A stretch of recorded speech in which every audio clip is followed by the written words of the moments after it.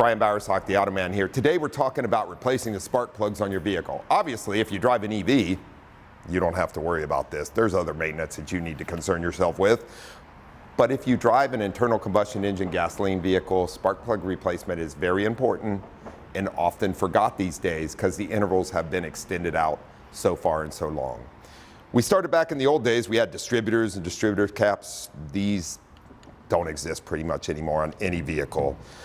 Most vehicles now either use a coil for a couple spark plugs with a spark plug wire, or we use what's called coil over.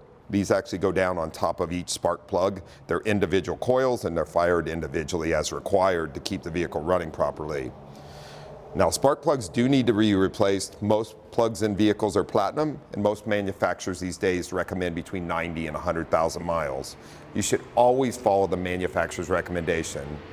Failed spark plugs or worn spark plugs often cause coil failures and can also cause catalytic converter failures over time. So replacing these at the proper interval keeps your vehicle running properly, prevents other failures, and will keep you in good standing on the road. I'm Brian Bowersock with the West Automotive Group.